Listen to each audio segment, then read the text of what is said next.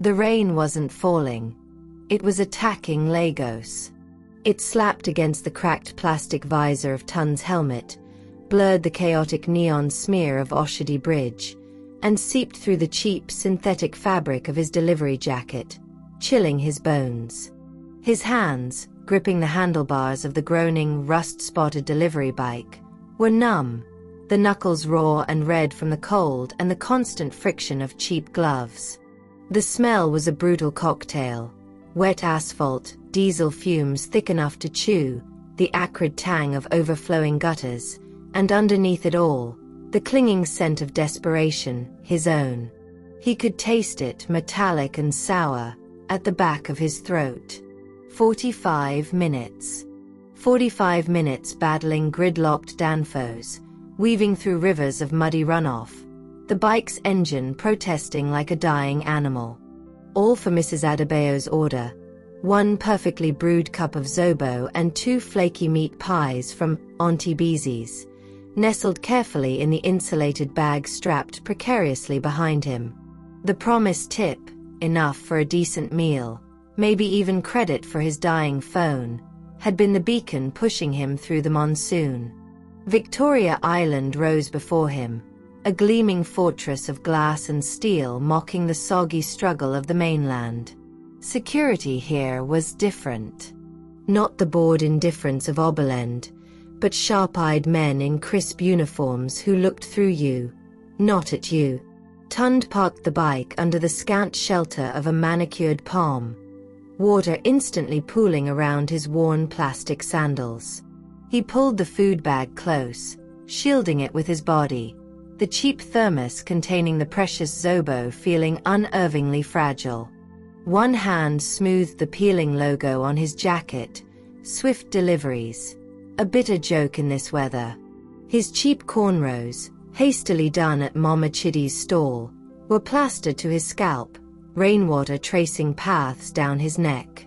He took a shaky breath, the air tasting of chlorine from a nearby overflowing pool and the sterile perfume of wealth. He pressed the intercom buzzer beside the imposing glass doors of Ocean View Towers. A crackle, then a voice devoid of warmth. Yes. Delivery for Mrs. Adebayo, Penthouse B. From Auntie Beezy's, Tunde called out, his voice hoarse, trying to project through the drumming rain. A pause. The door buzzed open with a dismissive click. The lobby floor was polished marble, cold and unforgiving under his wet sandals, which squeaked treacherously. His reflection in the mirrored walls was a shock. A drowned rat in a cheap uniform, a stark contrast to the opulent foyer with its abstract art and scent of expensive lemongrass cleaner.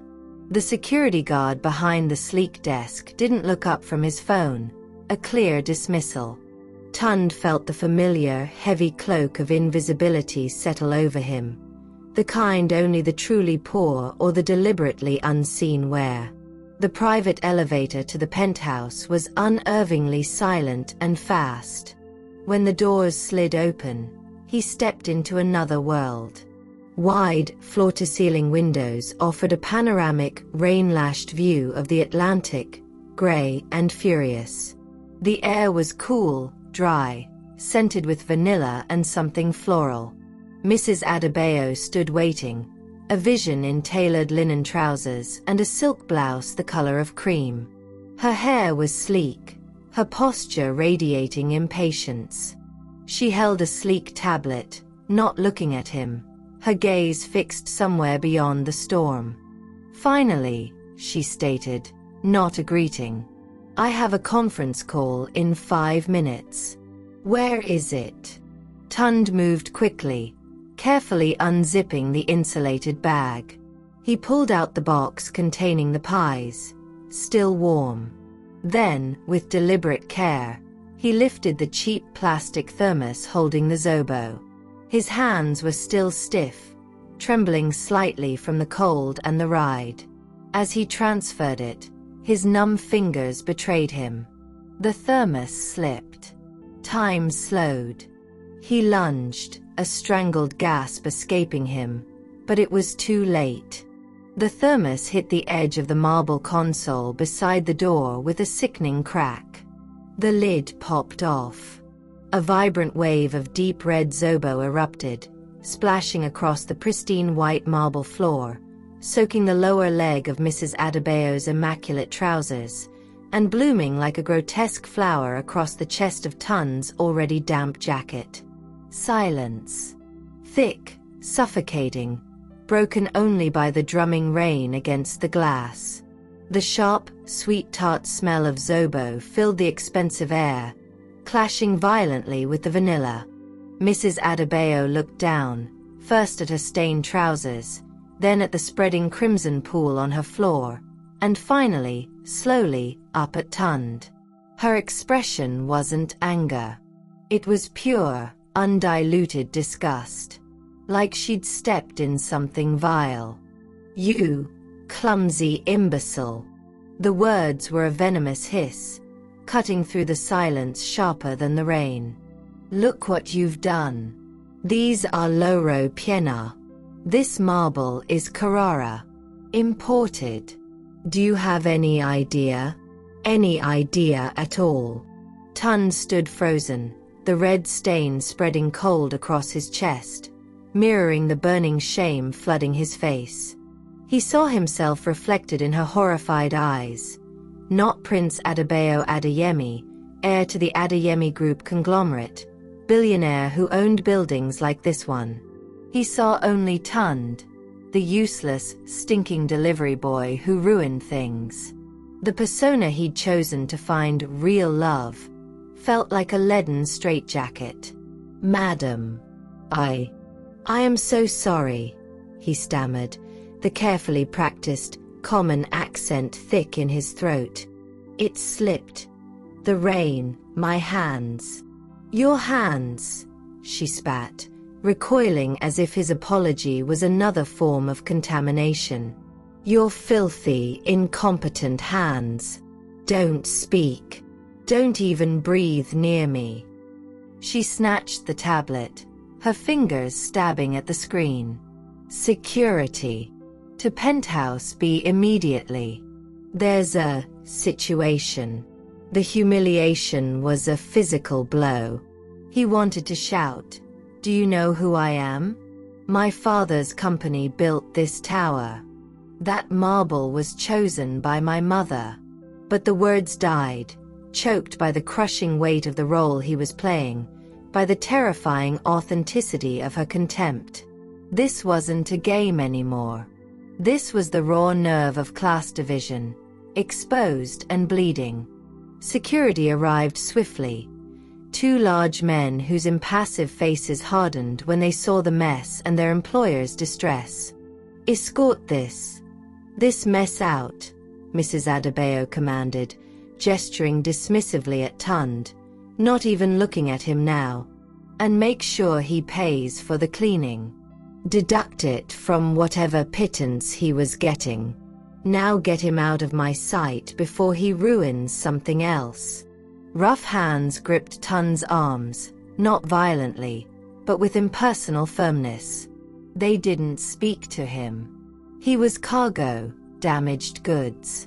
He stumbled slightly as they propelled him towards the elevator, the sticky zobo on his jacket pulling at the fabric, the smell of hibiscus and shame clinging to him.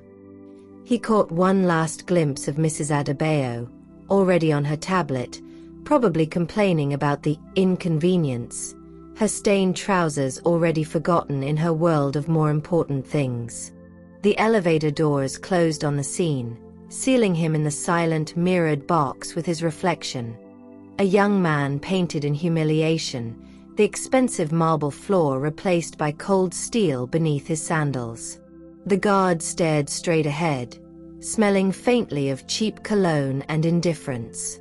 The descent felt like falling into a pit. Back in the lobby, the security desk guard finally looked up, a flicker of something. Pity? Amusement? In his eyes before it vanished. "Out," he said flatly, nodding towards the glass doors where the rain still lashed down. "And don't come back." Tunde pushed through the doors, the warm, wet slap of Lagos a brutal welcome. He stood for a moment under the inadequate awning, the bike a forlorn island in a puddle. The promised tip was gone. He owed money for the cleaning, a sum that would take days of deliveries to repay. The red stain on his jacket felt like a brand. He touched it, the cheap fabric rough under his fingers. This wasn't just spilled drink, it was the visceral stain of poverty, the mark of being unseen, disposable. He thought of his penthouse, his fleet of cars, the sycophantic smiles. Is this what it's really like? The thought was a shard of ice in his gut. He fumbled for the bike key, his trembling fingers struggling in the wet. He just wanted to disappear into the rain. Ogre delivery. The voice was soft, hesitant, barely audible over the downpour. Tunde flinched, expecting more scorn. He turned slowly. A young woman stood a few feet away, huddled under the building's minimal shelter. She wasn't a resident. Her clothes gave her away. Neat but visibly worn office attire, a faded blue blouse and a dark skirt that had seen better days. She held a worn laptop bag close, shielding it from the rain. Her hair was pulled back in a simple, practical bun, strands escaping and clinging to her damp forehead. Her face was devoid of makeup, revealing tired eyes that held a startling depth, and skin the warm, rich tone of mahogany. Her shoes, sensible low heels, were scuffed. But it was her expression that stopped him. Not pity, but a shared weariness. A recognition. I saw what happened upstairs, she said, her voice low and melodic, carrying a slight Yoruba lilt. That woman. She has no ori. No heart. The familiar proverb, spoken with quiet conviction, landed differently here. Tunde just stared, water dripping from his nose, the stain on his chest feeling like a beacon of his failure. He couldn't find words. She didn't wait for a response. She rummaged in her worn handbag, not designer leather but sturdy canvas. She pulled out a small, slightly crumpled pack of tissues, the cheap, scratchy kind sold in bundles on the street. She stepped forward, not flinching from the rain or his damp, stained state, and held the pack out to him. Here, she said simply. For your face. The rain. Her eyes briefly met his, and in that fleeting contact, he saw no calculation, no hidden agenda, just a simple, profound kindness offered to a stranger in a moment of public shame. She didn't offer platitudes, didn't try to downplay the humiliation. She just offered tissues. He took them, his numb fingers brushing hers. They were warm. Thank you, he mumbled, the words thick. The Zobo. A faint, understanding smile touched her lips. It happens. Lagos is not easy. She glanced towards the street where a battered yellow bus was approaching, spraying water. My bus. Take care, Ogre.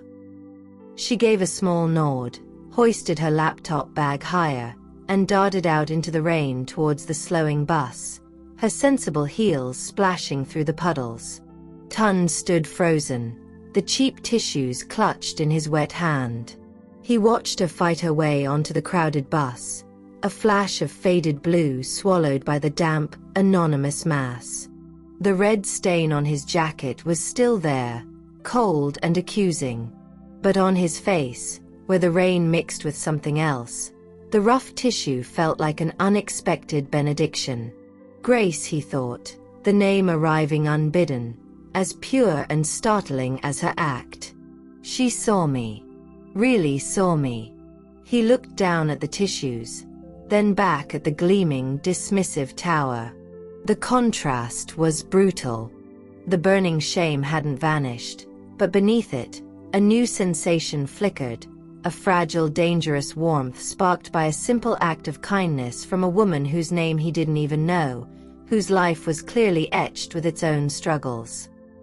He had sought invisibility to find truth. He hadn't expected the truth to find him first, in a crumpled pack of tissues offered under the punishing Lagos rain. He touched the stain again, not just feeling the cheap fabric, but feeling the weight of the lie he was living, and the terrifying, fragile hope that maybe, just maybe, something real had walked into it. He kicked the battered bike to life, the engine sputtering in the downpour, the echo of her voice. Lagos is not easy, a truer map of this journey than any he had planned. He rode away from Victoria Island, the red stain a badge of his new reality, the tissues a fragile talisman in his pocket, the memory of tired, kind eyes his only compass. The game had just become terrifyingly real. Ade woke to the sound of his phone buzzing against the cracked tile floor of his one-room apartment in Mushin. The mattress beneath him was thin, the foam inside long dead, sagging under his weight like a deflated balloon. The air smelled of kerosene from the stove in the corner, and the musty dampness that clung to the walls during rainy season. His head throbbed, not from alcohol, but from the weight of yesterday's humiliation. He fumbled for the phone, the screen spiderwebbed from a drop months ago, the cracks distorting the name flashing across it. Jake. His best friend. The only one who knew the truth. Ade hesitated, then swiped to answer. Ogre Prince, you still alive? Jake's voice was equal parts amusement and concern. Ade exhaled, rubbing his face. Barely. On. Wetin happen? You sound like somebody who just lost £1 billion. Ade sat up, wincing as his back protested. Worse. I lost my dignity. Jake burst out laughing. Ah. The delivery life don't humble you, ABI? Good. Maybe now you'll stop complaining about how nobody loves you for you. Ade scowled. This isn't funny. I spilled Zobo on some rich woman's imported marble floor, and she treated me like I was gutter trash. Welcome to Nigeria, Jake said, still chuckling, where the rich forget they were once poor until they lose their money again. Ade didn't laugh. He stared at the peeling paint on the wall, the single bare bulb swinging slightly from the ceiling. He had spent his whole life in penthouses, private jets, boardrooms. He had never known what it was like to be nothing. Until now. There was a girl, he said suddenly. Jake's laughter died. After the woman embarrassed me, a girl gave me tissues. Just like that. No reason. She didn't even know me. Ah. See your luck. Jake teased. You go fall in love with the first person who shows you common human kindness. Ade ignored him. She was different. She saw me, really saw me, and didn't look away. Jake sighed. Ade, you know this is dangerous, ABI? You're not really a delivery guy. You're a billionaire pretending to be poor. What happens when she finds out? Ade didn't answer. He didn't have one. Grace's morning was no better. She stood in the cramped kitchen of her family's two-room apartment in Ajij, stirring a pot of gari on the stove. The smell of fermented cassava filled the small space, mixing with the scent of cheap detergent from the bucket of laundry waiting to be washed. Her mother sat at the plastic table, coughing into a handkerchief, the same cough that had lingered for months, the one they couldn't afford to treat properly. Mama, you should rest, Grace said, pouring the hot water into the gari. Her mother waved her off. I'm fine. It's just the cold. Grace knew it wasn't. But they couldn't afford the hospital. Not after her father's accident. Not after the bills swallowed their savings. Her phone buzzed, a message from her boss at the small marketing firm where she worked as an assistant. "Grace, where's the report I asked for?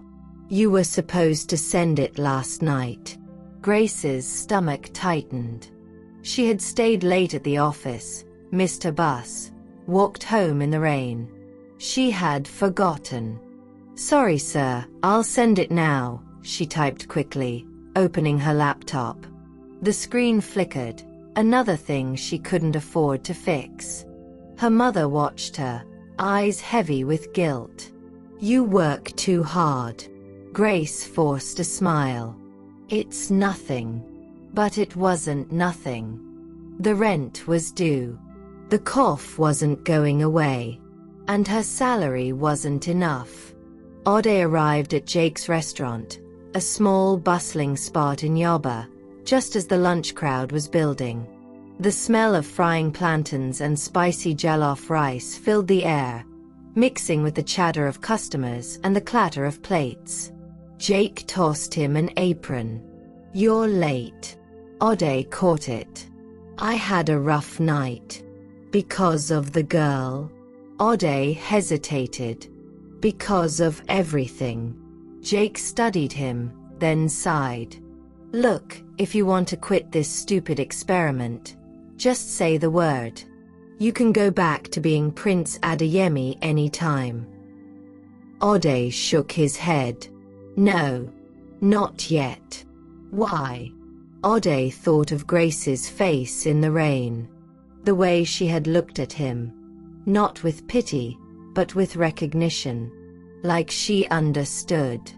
"Because for the first time in my life," he said quietly, "I think someone actually sees me." Jake opened his mouth to argue, but the door swung open, and Ode froze. Grace walked in. She was dressed in simple office wear, her hair pulled back neatly, her laptop bag slung over her shoulder. She didn't see him at first, scanning the room for an empty seat. Ade's pulse spiked. "That's her." Jake followed his gaze, eyebrows rising. "That's the tissue girl." Ode didn't answer. He was too busy trying to remember how to breathe.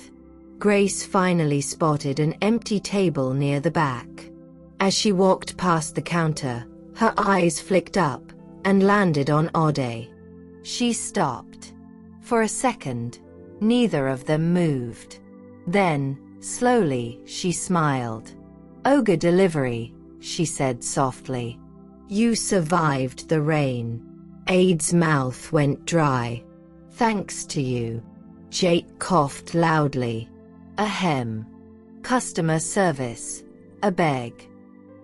Grace blinked, then nodded. "Sorry. I'll just sit." She moved away, but Ode couldn't look away. Jake elbowed him.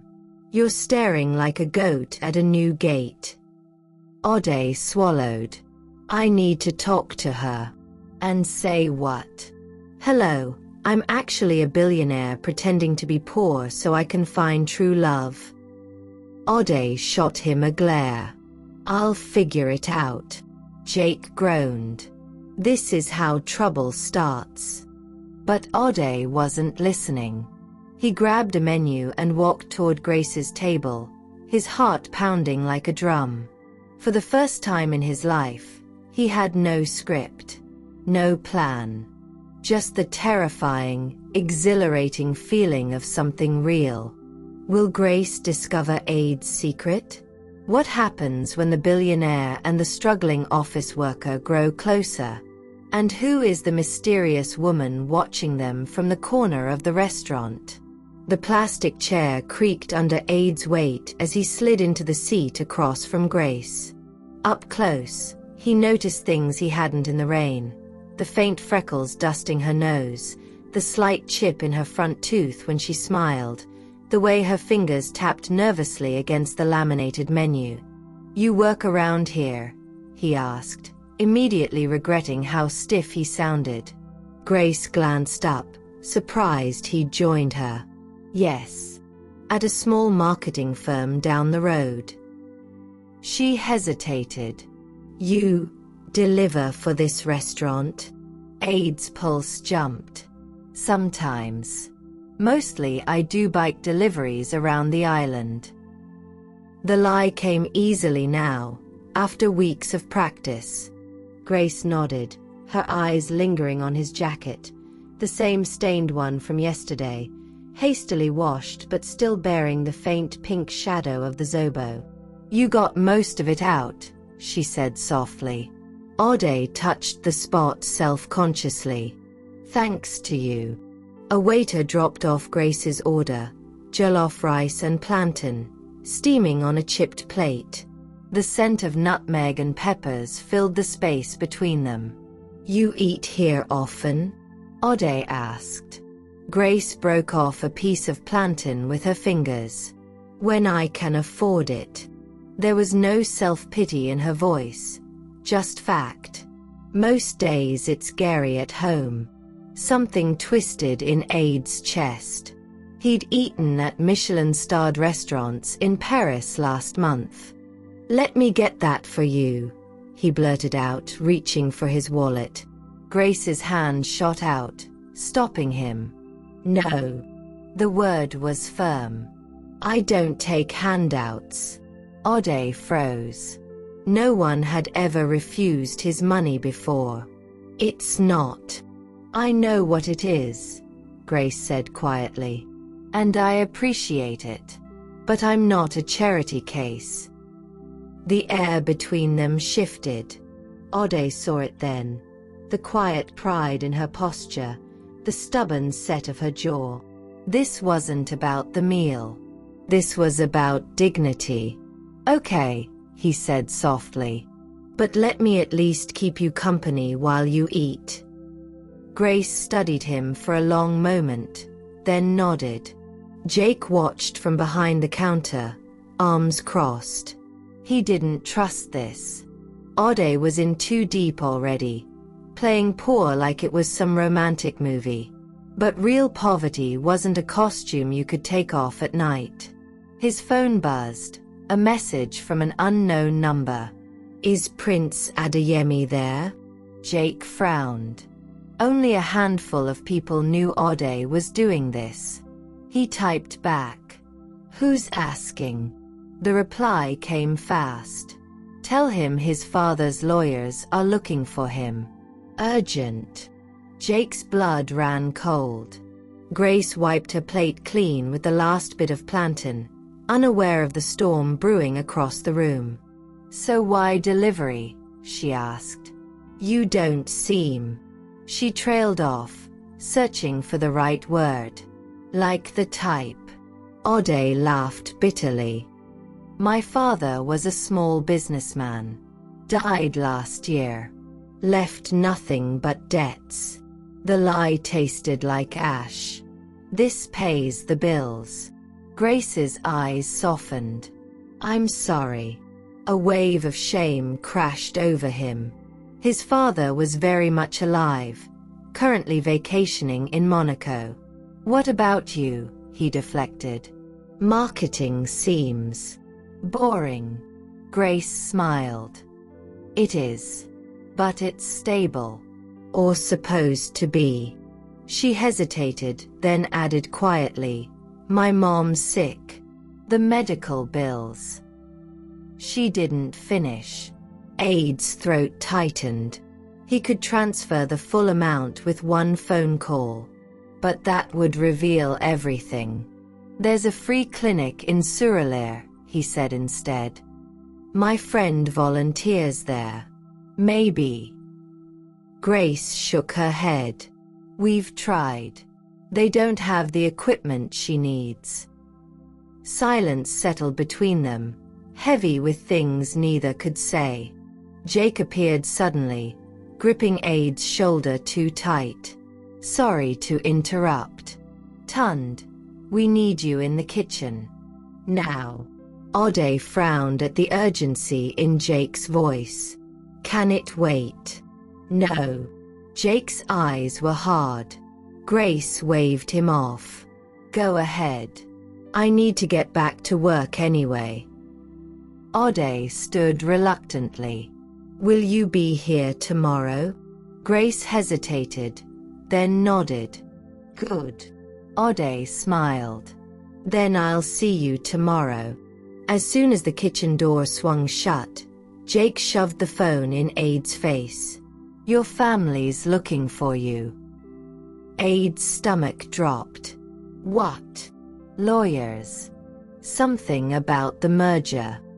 Jake ran a hand over his face. Ode, this game is over. You need to call them. Ade's mind raced. The Singapore merger, his father's biggest deal yet. He was supposed to be leading negotiations. I can't just. You have to. Jake hissed. Or what? You'll abandon a billion-dollar deal to play poor boy with some girl you just met? The words hung between them. Ode thought of Grace's laugh, the way her nose scrunched when she smiled, the way she'd looked at him, not at his money, not at his name, but at him. One more day, he whispered. Just let me see her one more time. Jake exhaled sharply. You're going to ruin everything. Grace stepped out into the afternoon sun, her stomach full but her heart heavy. She liked Tunde. There was a quiet sincerity about him that felt rare in Lagos. But something nagged at her. The way his hands were too smooth for someone who worked manual labor. The way he'd hesitated when she asked about his past. The way his poor man's shoes were slightly too pristine, the leather too fine. Her phone buzzed. A message from her coworker, a mocker.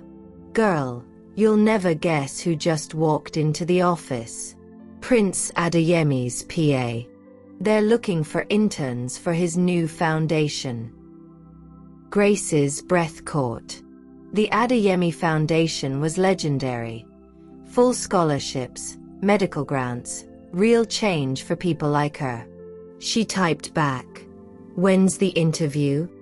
Tomorrow. But hurry. The line's already out the door. Grace glanced back at the restaurant, where Tunde had disappeared into the kitchen. For the first time in months, hope flickered in her chest. Maybe her luck was finally changing. Will Ade's lies unravel when Grace shows up for the interview? What secret is Jake hiding about Ade's family? And why is a mysterious black SUV parked outside Grace's apartment? Grace stood in the suffocating queue outside the Adeyemi Group headquarters, her blouse sticking to her back under the brutal Lagos sun. The line stretched around the glass skyscraper, hundreds of hopefuls clutching folders, all dreaming of the same internship. The one that could change everything. Her phone buzzed, a message from Tunde. Still on for lunch today? Grace hesitated. She hadn't told him about the interview. There was something about the way his eyes darkened whenever someone mentioned the Adeyemis, like a shadow passing over his face. Can we reschedule? Something came up at work, she typed back, guilt twisting in her stomach. The lie tasted bitter. Ode stared at his cracked phone screen, Jake's words ringing in his ears. You're playing with fire. He should have called his father by now. Should have ended this charade. But the thought of never seeing Grace again, of her never knowing why he'd lied, left him hollow. His penthouse loomed around him, all cold marble and silent staff. The merger documents sat untouched on his desk. Sir. His PA cleared her throat at the door. The internship candidates are arriving. Per your instructions, we've fast-tracked a Grace Oladiel for interview. Ade's head snapped up. What? From the marketing firm you flagged? Her file just came through. Show me. The PA handed over the tablet. Grace's profile photo stared back at him, her smile hesitant but hopeful. His stomach dropped. She was here. Now. And she had no idea who he really was. Grace wiped her sweaty palms on her skirt as the elevator shot upward. The lobby had been chaos, but now, in the sterile quiet of the executive floor, every step echoed. A stern woman in a navy suit checked her name off a list. Grace Oladil? Follow me. They stopped before a massive oak door. Mr. Adeyemi's personal assistant will interview you. Grace's breath hitched. Not the prince himself, thank God. But still, this was closer to the Adeyemi empire than she'd ever dreamed. The office was all glass and steel. The city sprawled beneath them like a glittering chessboard. A middle-aged woman with sharp eyes gestured to the chair across from her. Miss Oladil. Unusual resume. She flipped through Grace's file. No university degree. Only a secretarial diploma. Why should we hire you over the graduates outside? Grace's mouth went dry. She'd prepared for this question, but suddenly the words felt flimsy. Because I know what it's like to need help, she said quietly. And I'd treat every applicant the way I'd want my mother treated. Something flickered in the woman's expression. She opened her mouth. The door burst open. Grace turned and froze. Tunde stood in the doorway, breathless. But not her Tunde. This man wore a tailored navy suit, his hair freshly cut, the faint scent of expensive cologne cutting through the room. Their eyes locked. Grace's world tilted. Ode saw the exact moment recognition dawned in Grace's eyes. The sharp intake of breath, the way her fingers dug into the armrests. You, she whispered. The PA stood abruptly. Sir, I wasn't informed you'd be joining. Leave us. Ade's voice was steel. The door clicked shut behind her. Silence swallowed the room. Grace stood slowly, her face pale. Prince Adeyemi. The name was a blade between them. Grace, let me explain. Explain what? Her voice cracked. That you've been laughing at me this whole time? Watching the poor girl scramble for crumbs while you play pretend? No. It wasn't like that. Ode stepped forward, but Grace recoiled. Don't. She backed toward the door, her eyes bright with betrayal. Was any of it real? The bike? The apartment? Or was this all some twisted game to you? Ade's chest ached. I just wanted someone to see me. Not the money, not the title. And you thought lying was the way to do that? Grace let out a hollow laugh. You could have just been honest. But you didn't trust me enough for that. The truth of it slammed into him. She was right. Grace reached for the door. Good luck with your merger, Your Highness. Grace, wait. But she was already gone. Jake found Ode hours later, slumped in a dark corner of his restaurant, a half-empty bottle of whiskey between them. So she knows. Ode didn't look up. She hates me. Jake sighed. Can you blame her? The words hung in the air. Ode had spent his life surrounded by people who wanted something from him. Grace had been different. And he'd ruined it. His phone buzzed, a notification from the security team he'd assigned to watch Grace, another decision he now regretted. Subject returning home. Black SUV spotted following her bus. Investigating now. Ade's blood ran cold. He was on his feet before Jake could react. "Call my driver," he snapped, already striding toward the door. "Now." Grace barely registered the bus ride home, the stares of other passengers, the tears she couldn't stop. Prince Adeyemi. The man whose foundation could save her mother was the same one who'd looked her in the eye and lied, who'd let her open up about her struggles while sitting on billions. The bus shuddered to a stop near her apartment. Night had fallen, the streets dimly lit by flickering bulbs. Grace was halfway down the alley when tires screeched behind her. A black SUV skidded to a halt, blocking her path. Two men jumped out, and then strong arms grabbed her from behind. A cloth clamped over her mouth. The world went dark. Who kidnapped Grace? And why? Will Ode arrive in time to save her? And what deadly secret connects Grace's family to the Adeyemi Empire?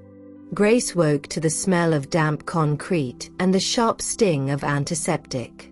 Her head pounded, her wrists bound to a metal chair with rough nylon rope. The room was dim, lit only by a single flickering bulb, the walls lined with peeling industrial paint. A warehouse. Across from her, a woman sat perched on a wooden crate, her designer heels clicking impatiently against the floor. "Finally awake," the woman said, her voice smooth as poisoned honey. Grace's vision cleared. "Mrs. Adebayo?" The woman from the penthouse, the one who'd humiliated Tunde. "No, Ode," overspilled Zobo. Mrs. Adebayo smiled, but her eyes were cold. "You're smarter than you look. Though that's not saying much, considering you fell for Prince Charming's little poverty act." Grace's stomach twisted. "What do you want?" "The truth," Mrs. Adebayo said, leaning forward. "About why Prince Adeyemi was really following you." Grace frowned. "He wasn't."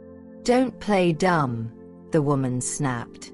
"That boy doesn't do anything without reason.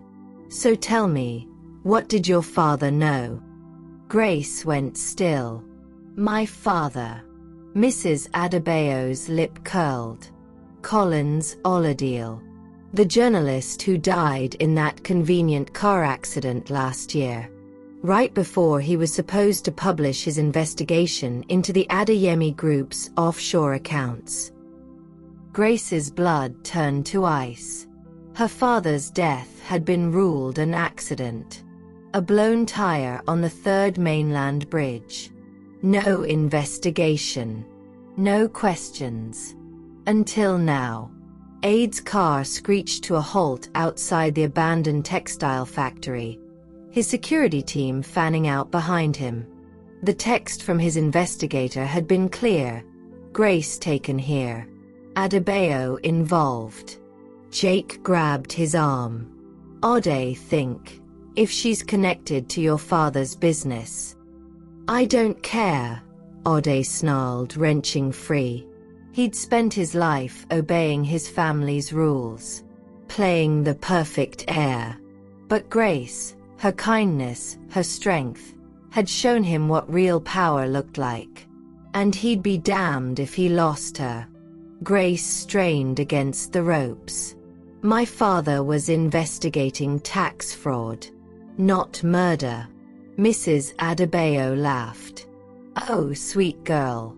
In Nigeria, they're the same thing." She stood, smoothing her skirt. "Your father had evidence linking my husband to the Adeyemi Group's missing billions. Evidence that disappeared with him." Grace's breath came fast. "You killed him." "I protected my family," Mrs. Adebayo corrected. "Just like you tried to protect yours." She pulled out Grace's phone, scrolling through her messages. "Imagine my surprise when my men found your little chats with Prince Adeyemi. Cozy, weren't you?" Grace spat at her. He didn't know. No, Mrs. Adebayo mused. But he does now.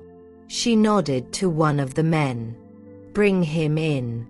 The door burst open. Ode stood framed in the doorway, his chest heaving, his knuckles bloody. Behind him, his security team subdued Mrs. Adebayo's men.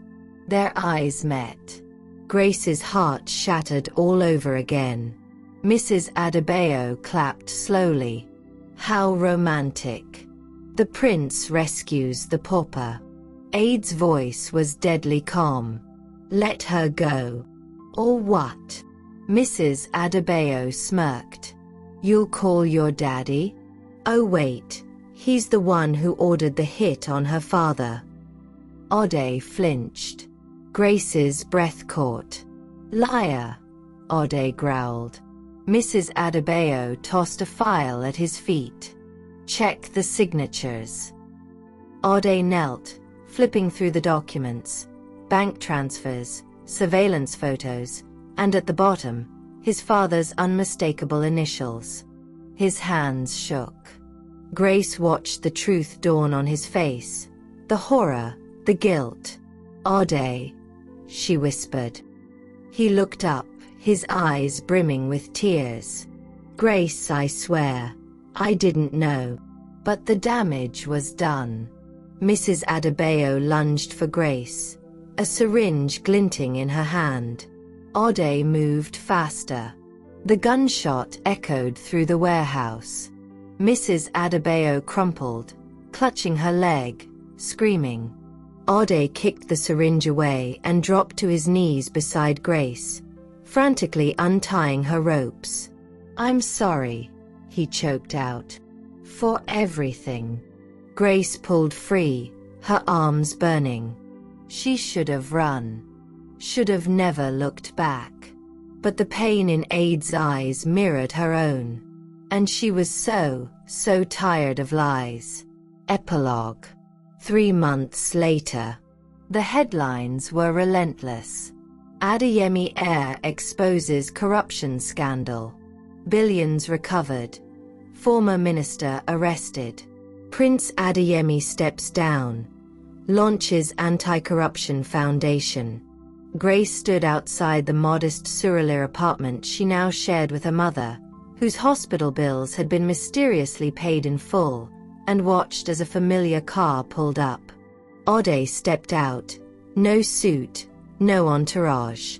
Just a man carrying 2 cups of zobo from Auntie Beezy's. Grace raised an eyebrow. No bike this time. Ode smiled sheepishly. I'm learning to be honest. He held out a cup. Truce. Grace took it, their fingers brushing. Maybe some wounds never fully healed. But maybe, just maybe, they could start again. Did you love this emotional roller coaster? Smash that like button if Grace's strength inspired you. Comment below. Should Grace have forgiven Ode? Share with friends who love juicy African dramas. Don't miss our next story. Turn on notifications.